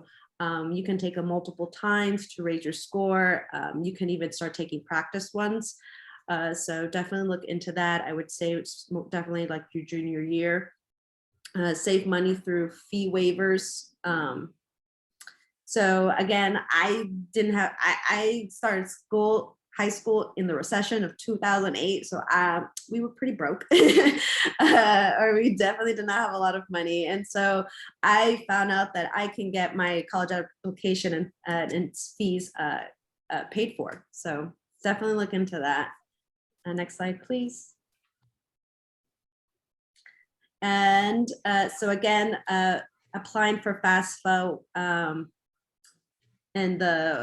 so I would start looking at that. Again, it's typically November to March when you want to start making sure you're applying for that. Most scholarship applications do require an essay, like I said. Take your time with that, start early, get that reviewed, and make sure to submit the application on time. Late applications will not be considered. You want to stay ahead of the game. You don't want to like work so hard on an essay and then realize you passed the deadline. So make sure you do that. And sometimes when you do scholarship applications, you can potentially sometimes use the same essay that you find yourself, and just make sure that it is tailored to that scholarship. So just note there, and then fill out the Common App and supplemental college application. So again, there's applications even within the colleges and universities that offer scholarships. So definitely look into resources there of what that college you're looking to attend has available. And next. So here's a list of definitely links to additional resources, again, like the scholarship funds that are available. And just to note, this PowerPoint will be provided to you, so you'll be able to tap into all of these and kind of do some research and see what's available, to start kind of planning ahead and making sure that you're on that route to preparing for college. And so with that said, I will toss it back to Andrew.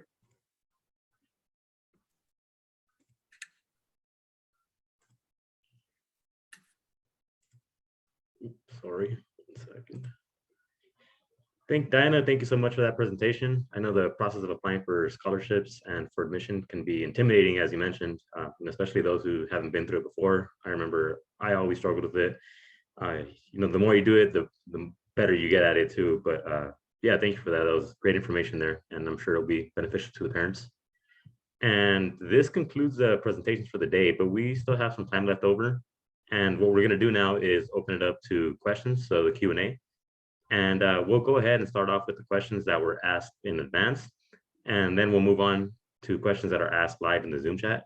So at any time, please feel free to submit any questions that you may have on the Zoom chat. And yeah, we'll keep on answering questions for the next 30 minutes or so.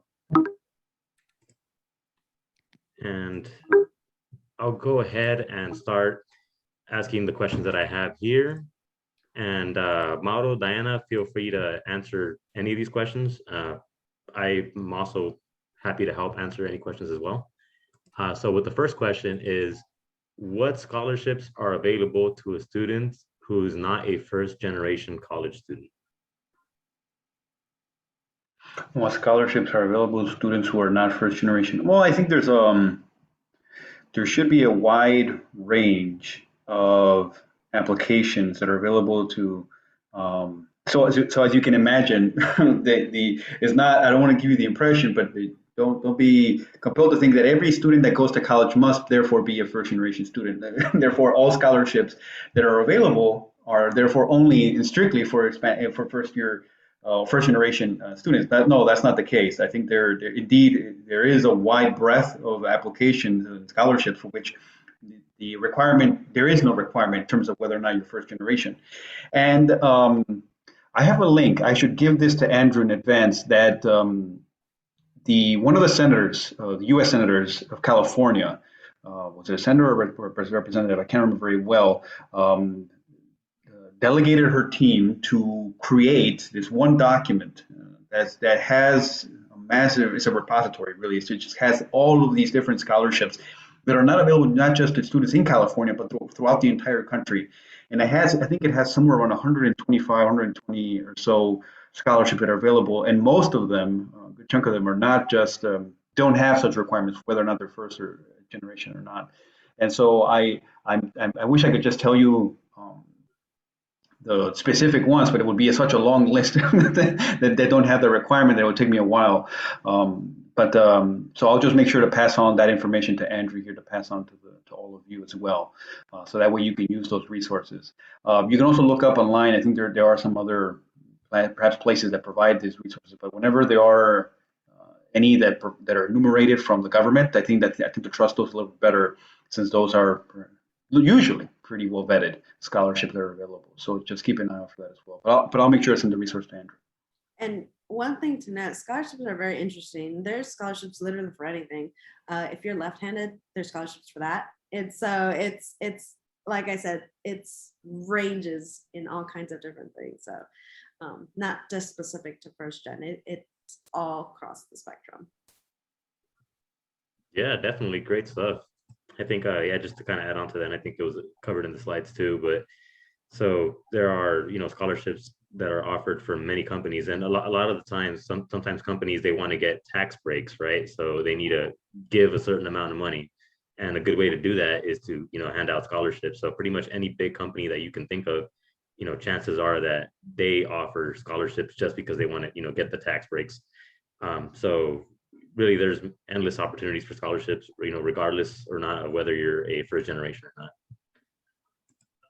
So moving on to the next question is, what STEM summer programs are available prior to graduation? Oh, wow. Well, there are, I think the way that Diana broke this up in terms of there's federal, there's institutional, and then there's private. For most of these, the real technical term for them is talent development programs, spanning from pre-college. There's the institutional, and then there's mostly the private. So for example, here, this nonprofit organization, SHPE, is providing some of these as well. But the major, for pre-college students, the institutions also provide them during the summers as well. It varies by the institution. So you can think of the big, large universities for sure have these kinds of programs, but that doesn't mean that only they do. A lot of different universities provide these pre-college programs that expose the students to engineering concepts and engineering projects. And I know sometimes they're just STEM in general. Just the student gets to pick where they want to explore, and they can explore them throughout their summers. I would strongly encourage participating in these kind of summer programs for the students. The programs sometimes are short and sometimes are long. It depends. Some of them they'll have you stay on campus. Some of them will you'll just visit once every few days for a few hours and such.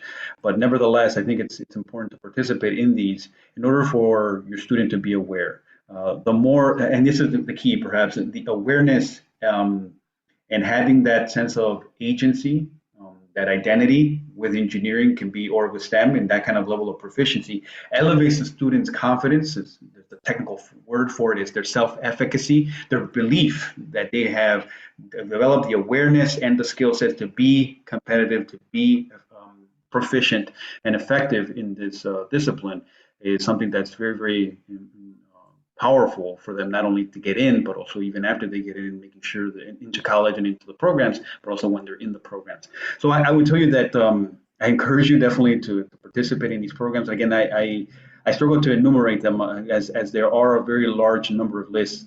So for example, University of Illinois Urbana-Champaign, University of Michigan, Stanford, Brown here where I'm at, all of these programs, all these universities provide some form of pre-college programs for students where they're actually exposed to professors. They get to talk to them, to researchers, to engineers, and get to learn these kinds of concepts early on. So again, I think it's something to look around in your local. If the challenge becomes proximity, like, well, I don't want to send my child far away, and then I got to get on a plane and so on. So well, look around. Usually locally or nearby, you'll have a university of some form, and then or a community college of some form that provides these kinds of programs, and you can provide them that kind of opportunity.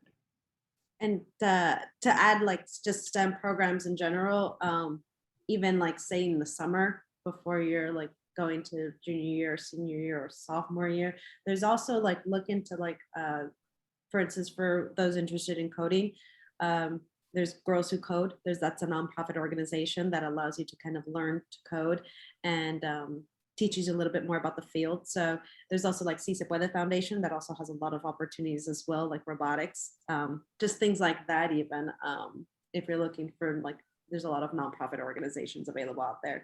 And then I know I work for Accenture, so I see that Julian is also in the audience here today, and she's also just reminded us that Accenture, even a company that I work for, has a student leadership program for graduating seniors. So it's we have like a Hispanic American track this year for them.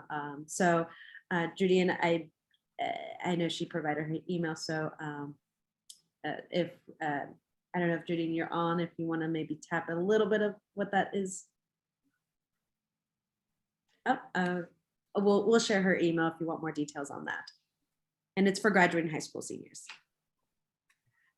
Great stuff. And I think the only other thing that I would add on to that, and I think, I'm not sure, I think Karen might have touched on it in the very, very beginning. But so SHPE is a national organization, which means that we also have junior chapters and also university chapters. And I think that's a very great resource if you're trying to get involved, with STEM. Maybe not necessarily, during the summer, but this kind of goes all year round. And, depending on the chapter, they might have opportunities, even in the summer where they do certain activities. So, if you're, for example, let's say you live in Florida, since the conference is in Florida. So I'm willing to bet that there are a few junior chapters there, or, even some university chapters. And one of the great things to do would, be to reach out to them and see if they have any events going on, because I know one common event that is, pretty much held all the time is what's called Noche de Ciencias. And that's a pretty, hands-on STEM activity event. So I would say also, yeah, just, keep in mind the SHPE junior chapters and the university chapters as well. Yeah, we had, like, when I was in college, we had a high schooler attend our SHPE meetings. And so, yeah, I would definitely second that, Andrew. Cool. Yeah, so moving on to another question is, how soon should we be looking at taking tests, the SATs and the ACTs? Yeah, that's a great question. Students get tested so much these days. It is so much that I always fear saying start as, the sooner the better, but I always feel compelled to say that my concern is that it could increase the anxiety, as I've seen it increase the anxiety within the students and the stress. And of course, telling them to don't worry about it, don't start doing early. Then by the time they had to take a test, then they're really freaking out. so there's always this interplay as to when exactly should they start, and hence the question. Yes, you should plan to prepare for the ACT and for the SATs. You should know that there's been growing trends, especially during COVID, to not require that the university systems are currently transforming the way that they go through the application processes, and that at certain times they're not even requiring these test scores, and they're not always the litmus test, they're not always the deciding factor as to whether or not you're going to get in. And some school systems, for example, the University of California school system, didn't even consider it during COVID because of COVID. And so, not to say that that's going to be an ongoing trend, but that kind of experiment we'll see in the future as to whether or not they feel like, well, maybe we don't need these test scores moving forward to actually make the necessary evaluations as to which students are going to come into the university or admitted into the university. Nevertheless, I think how you can help, perhaps the question is, how can I help my child deal with the anxiety or perhaps the stresses with these exams, and how can I make sure that they are being able to deal with it early on? Of course, the first one would be the emotional aspects. You know your child way better than perhaps any of us will ever do, and the teachers will ever do. You know your child way better, and I think it's a matter of encouragement, of patience. They're going to get frustrated. They're going to vent. This is part of the process as they go through this. Sometimes if to them, I can remember how I felt. It was like, I don't know what's going on. why do you need all this stuff? It's like, and so it's to the extent that I didn't even want to go to college at all, because I didn't see it as a viable option for me in general. But I think for students that are interested and you want to help your students, your child as much as possible, the ways you can help them is, of course, you making sure you're aware of when they're going to take the exams, you making sure you're aware that they're taking time to prepare, you making sure that they are able to manage their distractions, ensure that they're distracted. It's important for them to let loose, to them to relax their brain once in a while. It's important that I can see students, and I've known students which they're such independent drivers. They're driving themselves up a wall. They're working so hard. And you're a parent, and you're like, okay, can you? You're like, hey, they're working hard. Keep going at it. And the one thing is to, as a parent, also to be aware, like, hey, they probably need to relax. Encouraging them to relax and interacting, talking with you, not just about, oh, the exam, let's talk about the exam for an hour. That's not going to help them. Talk about anything else other than the exam can help them, right? And so this ability of communicating with them to encourage and manage their distractions is effective. Of course, there may be some students of which children that you can have say, well, my child's not going to focus. I need to help them focus, and so on and so forth. Okay, that's great. Make sure you're helping them. But don't be so imposing that at that point you're just helicoptering around them the entire time, right? And so it's important to have this intricate balance. And again, you know your child way better than we would ever do, but it's a matter of making sure you strike that balance and making sure that you're encouraging them. You're not elevating their anxiety, but rather you're trying your best to mitigate the anxiety from getting out of control, because these exams can be stressful. And encouraging that, let them know that be aware you can always take it multiple times, and not be so compelled to think, oh, this is going to define my life. Like, no, right? Then saying, yes, it's an attribute of the application. Yes, it's a requirement, or to some extent in large cases for the applications, but it's not the end all and be all. There are other aspects of the application of which you have, the student, and you, the parent, have the ability to help your student control. And so encouraging them to let them know this is not the end all be all when it comes to exams. Let's make sure we're staying on top of it. Let's make sure we're managing our distractions. Let's make sure we're making time to focus and such, and always make this as smooth as process as possible. It's not smooth, but just try to smoothen it out as much as possible. It's always helpful for the child. Yeah, to add on to that a little bit, so I personally don't think I did that well on the ACTs, if I remember correctly. Seems like such a long time ago, but it was only like 8 years ago. But Yeah, I remember that I didn't do so great, particularly in the English one. I think I was like literally 1 point away from if pretty much if I would have missed one more point, I would have had to start lower than English 101. So, I'm not the best test taker. Even in, areas that math and science that I should be good at, I'm an engineer.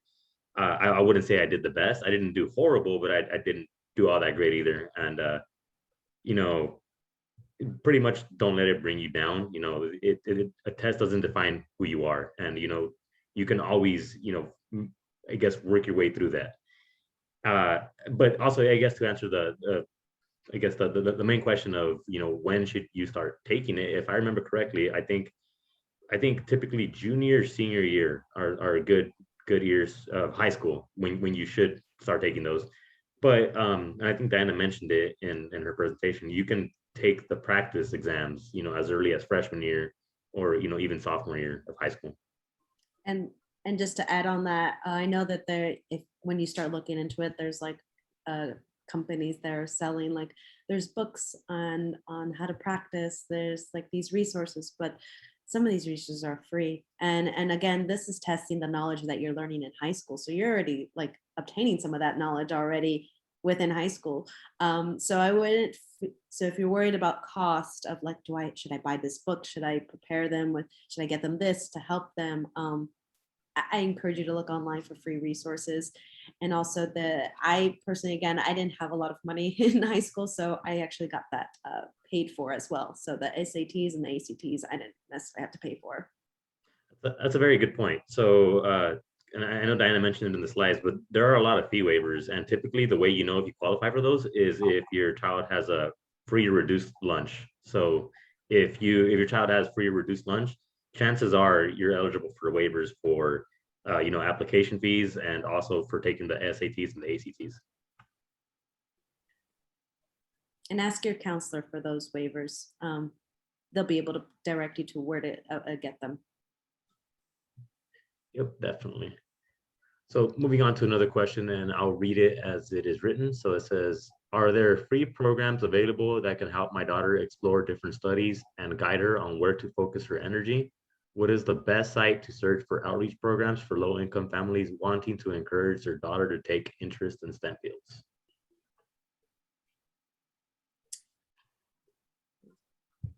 Well, sure. I think we talked about this to some extent. I think I will answer the question in the form of strategy. Okay. I think if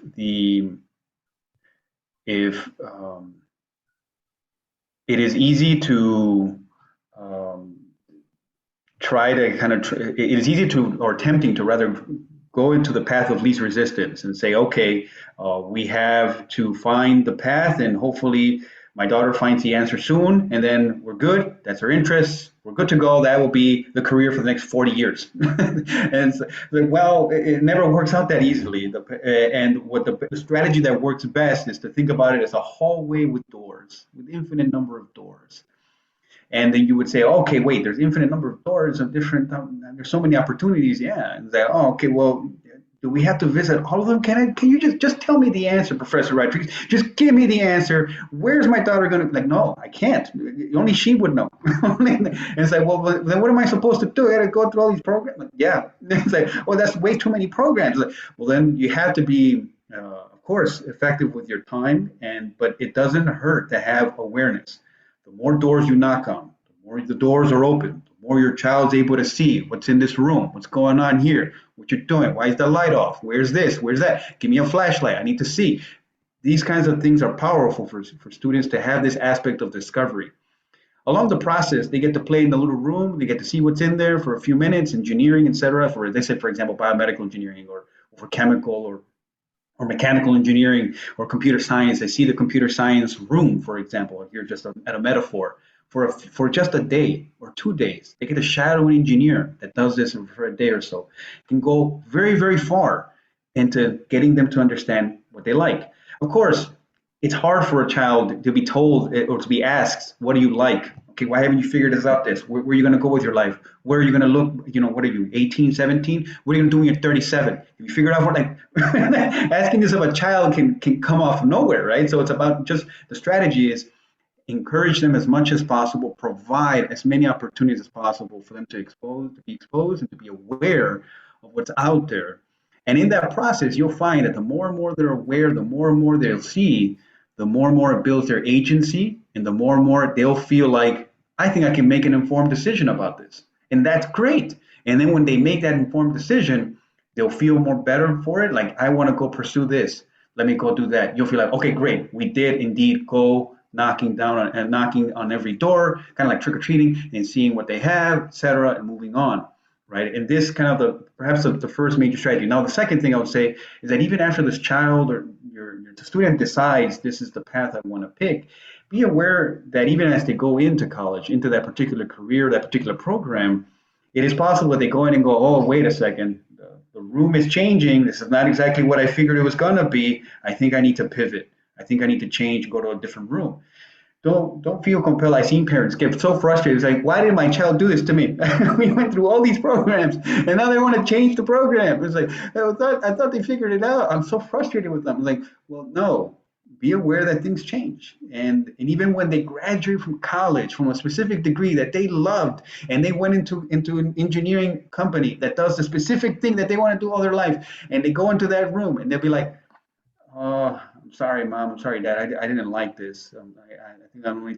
What? How could you do this to me? It's like the stress. Why would you do this to me? You're gonna pivot again? Like, yes, it's part of the process of growing up. It's part of the process of in the current world. It is very rare for engineers, such as the nature of engineers. We're in a dynamic enterprise. It doesn't mean that we're always oscillating between not having job and having job, or rather transitioning from one discipline and one job to the next. And so it is very common for engineers, and the important thing here is that they're always exposed, they're always aware of what's going to happen, or at least as much as they can be to make an immediate informed decision, but always have the background understanding that there are always possibilities of them having to pivot. And when they do pivot, it may be into a position they feel they're more confident in, but that doesn't always necessarily ensure that what they're pivoting into, they know everything about, and they're going to be fully informed, they're going to fully succeed. The greatest thing that you can do as a parent is to be patient with them and to encouraging them constantly go, oh, you're going to change again? Okay, great. What do you need to learn? How can I help you? How can I be a resource? Even if it's just strictly an emotional one, as someone an ear you can use to vent out your frustrations, that's perfectly fine. So I hope that at least helps in some way or form in terms of just strategy. Again, increasing awareness. And to add on that, like I don't know, I put my mom through some stuff. When I was in college, I started off in the summer, before I even started, I was an economics major. I was like, well, I like math, so I'm going to be an economics major, not knowing too much about it. And then I switched it before even starting college. And then I realized, I don't think I want to do that anymore. So I'm going to do computer science. And then I was like, but I still like math. So you know what, let me add even the math major in there. Let me double major. And at one point I was texting my mom, I was like having a hard time with an assignment. I was like, you know what, I think I'm just going to stick with computer science. I can't do math. And then at one point, like a week later, Mom, I'm just going to do computer science. I can't no, I switched around. I was like, I'm just stick with math. I can't do computer science. Like, it's a lot of like patience from the parent as they're discovering their interests and what's even available out there. Sometimes they just don't know what they don't know. And to answer the question of what's available, what programs are available, again, I would encourage your student or your child to look into maybe attending like those SHPE student chapters at the universities and interacting with the college students and seeing what their experiences are. And some of them already starting internships. And at the same time, companies sometimes come into those meetings, SHPE meetings, and they talk about their company. And so that's a great opportunity. It's free to, attend these SHPE meetings at the university and learn about not only the students' experiences, whether that's academic or their internships, but also, again, companies visit to do a presentation. So they can also even ask the company, the employees there too, as they're doing the presentation, like, what's a day in a life that you have that you can describe to me? Why did you choose that route? So that's free. So definitely look into a university that's near you and seeing if they have a SHPE student chapter that your child can maybe attend the meetings, just sit in on them. And then the second thing, again, like mentioned, like Si Se Puede foundations and non-profit organizations, see if you can like tap into those and see what's available to kind of expand your interests and exercise some of those, again, interests that your child has. And then the last thing that I would say is that even within college, you can potentially attend like seminars for free or other courses that sit in on courses that are for you to just kind of like, even if you're not paying them, like you can sit in on some of them just to kind of get an idea of what that course is within that field of like, say, I can go in and sit on maybe a course within computer science to see if I'm really truly interested in computer science. So there's all these different resources that I would start tapping into that are available that are pretty low cost. Cool, and we are almost out of time, but let's answer one more quick question, and I'll read that really quick. So it says, hello, my daughter is actually a dual enrollment student at Laplante College and on track to finish her AA at the end of her senior year of high school. She is an artist with clay and sculpting ceramics, but also very good at math, so STEM is perfect for her. She wants to understand more about materials engineering or architecture, or maybe which engineering path would put her in place to be molding or creating the STEM fields. She is also Puerto Rican and Filipino. So what scholarship should she look for, and how to choose the right college or university that would also possibly give, and I think this is cut off, possibly give her enough funding to complete her studies. Oh, wow.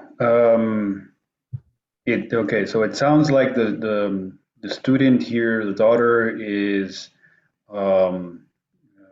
is completing their associate's degree. I think is that right? Did I hear that right? Yeah, So, sounds like it. Yeah. And then they're trying to find what was the exact question? Somewhere in there was a question, but there's a lot of Yeah. So there's two of them. So it's pretty much what type of scholarship should she look for, which I think we kind of answered that. So I think we can focus on the main question, is how to choose the right college or university that would also possibly give her enough funding to complete her studies. And the fact that go ahead. I was going to say the fact that you already nearly completed your associate's degree, that's already a 2-year degree. Going into a college, whether you're going to do like another 4 years or another 2 or 3, I like mentioned before, I would definitely encourage you to look into the college programs that are available, maybe going to the university and speaking to the counselors there and seeing if they can provide you with the different options that are available that may be interest of your child. That's one route that I can recall just at the top of my head. Yeah, and I think what I would add to that is perhaps a pro tip of sorts. If you're there and you're talking to these college admission folks and the such, something for you and your daughter to keep an eye on and to ask about the workforce placement of these students after they graduate. It's good to ask about what do you have here, but what is here will last 2 years. And what will remain of your child or your daughter will be her education and ultimately her ability to enter into the workforce, into her career.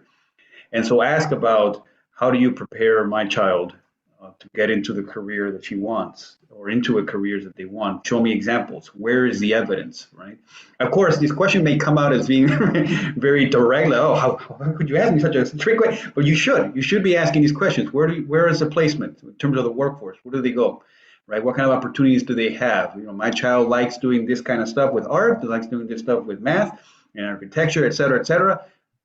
What kind of opportunities do you have there? Where have they gone off to, right? And what connections do you have with the American workforce that would enable my child to succeed there, right? And so these kinds of things are valuable because just because the 2 years may look amazing and be fully funded, that doesn't always speak as to what happens afterwards. So these are 3 major features. It's what they teach, how you're going to have the financial support, and then what happens afterwards. Okay, these are the 3 major factors that you should be thinking about when talking with these individuals at these universities to making sure you have the best information available to you to make an informed decision. She sounds already ahead of the game. Already Yeah. with her associates in senior year. That's amazing. Yeah, definitely a good path. Okay, so we have 2 minutes left, and so we unfortunately don't have any more time for Q&A, but I just want to, close the session up and give a last few words. So, as we reach the end of the SHPE 2021 National Convention Parent Track, I want to take a few moments to, as I mentioned, share our last few words of wisdom. So, while the content presented is valuable information, we don't expect anyone to have memorized it all, but rather the intention was to provide useful resources that can later be referenced. So that being said, if it's one message that we can convey that you will take with you, it's to play an active role throughout your child's education. And this extends beyond supporting them in the classroom. One of the best pieces of advice I could give is to encourage your children to follow their dreams, even if that path is not in STEM. It might be easier said than done, but it really all starts with that early involvement in your child's education. And just to briefly illustrate, some good starting places are creating daily routines for your children that support their study habits, asking to see their progress reports and homeworks, providing meaningful affirmations to your child, communicating with your child on a regular basis. That's really important. And exposing your child to STEM opportunities in the community. Lastly, I highly encourage you all to use SHPE as a resource. I know we stress this quite a bit, but SHPE played a really important role in my success as an engineer, and involvement in SHPE really can make the difference between making it through college and not. If your child is currently at the K through 12 level, then I highly recommend looking into the SHPE junior chapters, since this can make their transition into a university chapter much smoother, and just into university in general. So finally, to wrap things up, I really hope you gained some insightful information throughout the workshop. And my hope is that we provided you with the tools you'll need to assist your children throughout their journey into college. Again, thank you so much for taking time out of your weekends to be here. The goal really is to change lives through promotion of STEM and higher level education. And if today we helped just a tiny bit in the process of your child's upbringing, then it was all worth it, to say the least. That's our goal. That's what we're here for. As a gesture of our appreciation, we will be sending out a gift to all parents in attendance. So this should be coming in the mail. So please keep an eye out for that. And to the volunteers, thank you so much for taking time out of your weekend to be here today as well. And sharing your knowledge and experience with parents.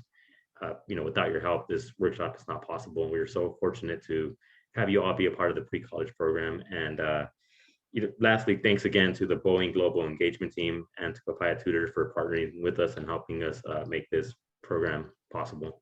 So thank you all again, and we hope to see you all again next year. Thank you. Thank you.